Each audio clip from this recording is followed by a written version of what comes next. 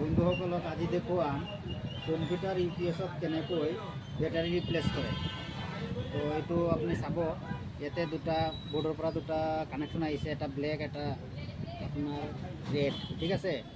তো ব্লেকটো হ'ল আপোনাৰ ব্লেকত যাব, মাইনাছত যাব, এইটো আপুনি মাইনাছত দিব, আৰু এইটো ৰঙাটো প্লাছ, ইয়াতে লিখাই আছে বেটাৰীত, এইটো প্লাছ দিলোঁ।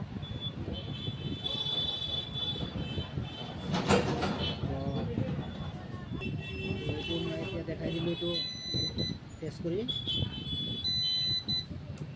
এইটো অন হৈ গ'ল, মানে এইটো ঠিক হৈ গ'ল।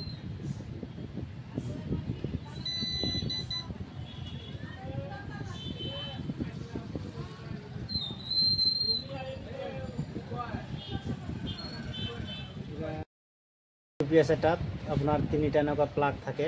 তো ইয়াতে আপুনি হেৰি কৰিব, মনিটৰ CPU এনেকুৱা লগাবৰ কাৰণে আপোনাৰ তিনিটাকে প্লাগ আছে, আৰু এনেকুৱা থাকিব। আপুনি ইণ্ডিকেটাৰ জ্বলি যাব আৰু